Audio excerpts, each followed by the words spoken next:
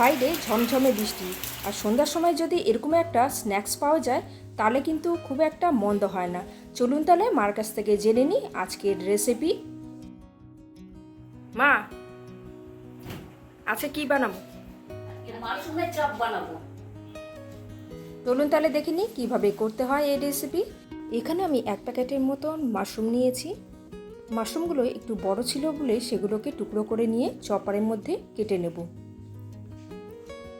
আপনারা চাইলে ছুরি দিয়ে কেটে নিতে পারেন। আর একটাই রিকোয়েস্ট, লাইক এবং সাবস্ক্রাইব অবশ্যই করে নেবেন। মাশরুমগুলো সুন্দর করে কাটা হয়ে গেছে, এটি সাইডে রেখে দেবো। চলুন তাহলে রান্নাটা শুরু করা যাক। প্রথমে কড়াইতে 2 চামচ সর্ষের তেল দিয়ে তাতে দিয়ে দেব 1 টিস্পুনের মতো আদা বাটা। এটি হালকা করে ভেজে নেব। তারপর দিয়ে দেব মাশরুমের কুচি। এই সময় গ্যাসের ফ্লেমটা মিডিয়াম টু হাইতে রাখবেন। মাশরুম থেকে অনেকটাই জল বের হয়। মাশরুম যতক্ষণে ভাজা হচ্ছে ততক্ষণে চপের পুরের জন্য নিয়ে নেব 2টো সেদ্ধ আলু। এটা ভালো করে মেখে নেব। আর মাখা হয়ে গেলেই এরপরে তৈরি করে নেব একটি মশলা। মশলা বানানোর জন্য নিয়েছি শুকনো লঙ্কা, কসুরি মেথি, মৌরি, 2টি এলাচ, 3টি লবঙ্গ, 1 ইঞ্চি দারুচিনি।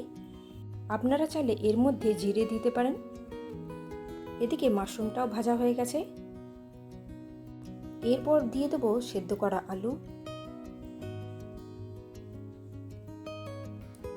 দিয়ে দেবো 3 চামচের মতো ধনেপাতা কুচি, স্বাদ মতো লবণ, 1 টিস্পুনের মতো চিনি, হাফ টিস্পুনের মতো হলুদ গুঁড়ো এবং যে মশলাটা করে রেখে দিয়েছিলাম সেটা দিয়ে দেবো।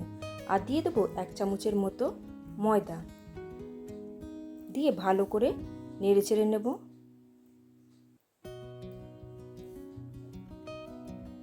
এরপর দিয়ে দেবো হাফ টিস্পুনের মতো কাশ্মীরি লঙ্কা গুঁড়ো এবং হাফ টিস্পুনের মতো গোলমরিচ গুঁড়ো। আপনারা চাইলে কাশ্মীরি লঙ্কা গুঁড়ো নাও দিতে পারেন। আর পুরটা যখন কড়াইটা ছেড়ে দেবে তখনই বুঝবেন চপের জন্য পুরটা একদম রেডি। পুরটা রেডি হয়ে গেলেই একে ঠান্ডা করে নেব আর সুন্দর একটা শেপ দিয়ে দেব। আপনারা চাইলে যেরকম খুশি শেপ দিতে পারেন। এখানে আমি গোল শেপ দিয়েছি। পুরটা যাতে হাতের মধ্যে লেগে না যায় তার আগে থেকেই হাতের মধ্যে তেল মেখে নিয়েছিলাম। দেখুন কত সুন্দর শেপটাও এসেছে। এই বর্ষার দিনে যদি এরকম একটা চপ পাওয়া যায় তাহলে কিন্তু খুব একটা মন্দ হয় না। আপনারা চাইলে এই পুর দিয়ে ফিঙ্গারও করে নিতে পারেন। এইভাবে মাশরুমের চপগুলো আকার দিয়ে দেব। বাড়িতে এই রেসিপিটা বানানোর একবার রিকোয়েস্ট রইল।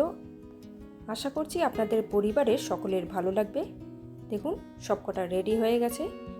এরপর নিয়ে নেব 5 চামচের মতো বেসন